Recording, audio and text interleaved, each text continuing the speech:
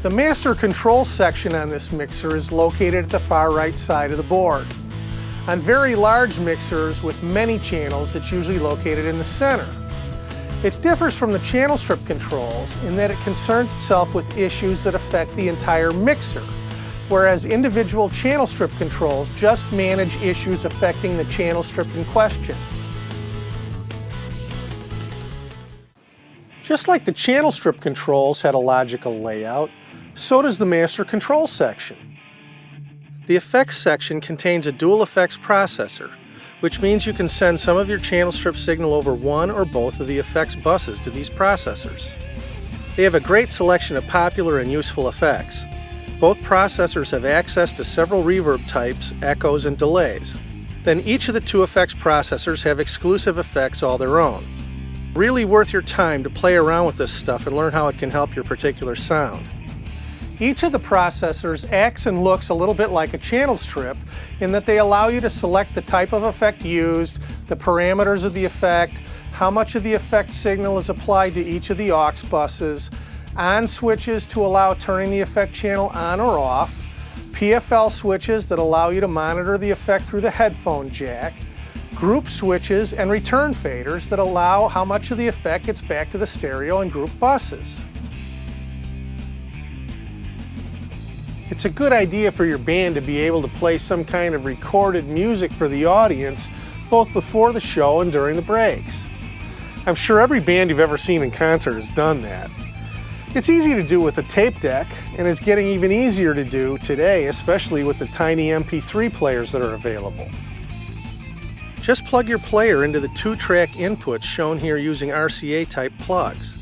You can then control the volume of the playback music using the 2-track input control without having to tamper with any of your mixer's settings that you so painstakingly set during the band's sound check. Sends and returns work just like inserts do, except that instead of the return portion of the signal always coming back to the channel from which it was sent by using an insert cable, the return can actually be returned to a different channel if you want, or not at all. Or it can be applied to one or more groups and naturally to the main stereo bus. Regardless, separate 1/4-inch balanced or unbalanced send and return cables are used to route the send and the return. Returns are usually returned in stereo as a stereo pair. You'll notice that the return jacks consist of 4 jacks, or rather 2 pairs of jacks. The master control sends and returns controls are broken down into 2 sections. One for return pair 1 and a second for return pair 2. Each of these sections then will allow you to determine how much of the return signals gets onto any of the 4 aux buses or the stereo bus. There's also one of our familiar PFL switches that allows us to monitor the return signal through the headphones jack. Let's look at an example. Don't let this diagram freak you out. Just stick with me. Here we've installed a reverb unit on aux bus 1. Now follow along. We have a signal input on channel strip 1. Let's say it's a vocal microphone. The signal travels down the channel strip just like they always do, down to the stereo bus. This is represented by the vertical light blue line. Along the way, we've decided to send some of the signal out to aux bus 1. This is the green line going from left to right.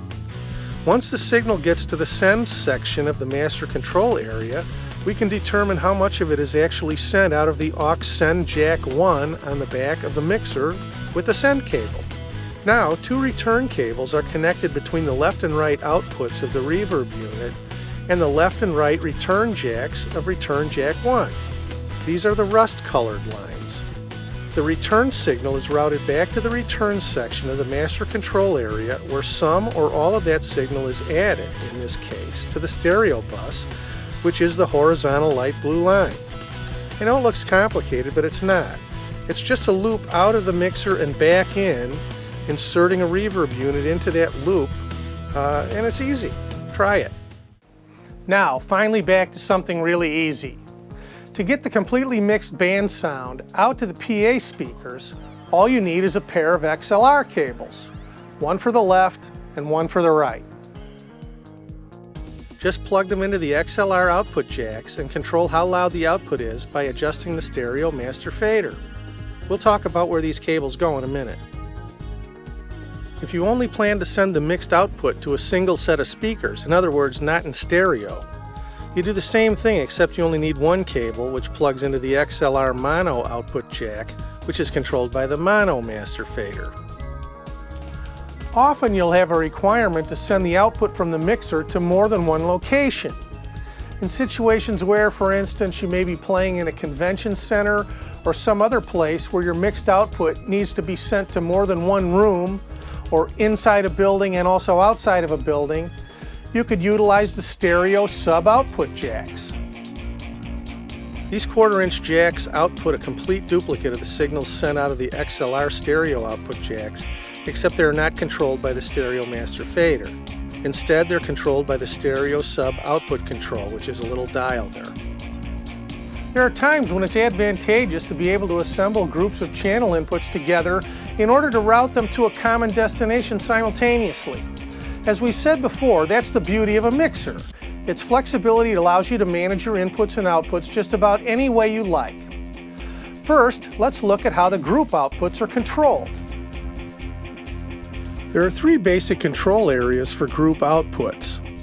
The first thing to take notice of are the buttons alongside the channel faders. By depressing them, you can add the signal from the channel to any group your mixer has available, or all of them. If you depress the group 1 and 2 switch, and the pan control for the channel is set to the middle, an equal amount of signal will be sent to both groups 1 and group 2. If you only want the signal to be part of group 1, for instance, you must set the pan control all the way to the left. Once you've done this, the signal will only be part of group 1, and the signal will also be sent to the left side of the stereo bus. As you can see, it takes a combination of selecting a group switch and a setting of the pan control to exercise control over where you want the signal to go. Bear in mind that if you send the channel signal to group 1, for instance, and also depress the main mix button to send it to the stereo bus, all of the stereo bus signal will be panned to the left. So if this causes a conflict for you, maybe you want to use the aux sends instead of the group outputs. Next, in the master control section of the mixer, there are group faders. They operate just like the channel faders, only they control the output signal strength of the entire group. The resulting signal is then routed out of the 4 1/4-inch phone plug group output jacks on the back of the mixer.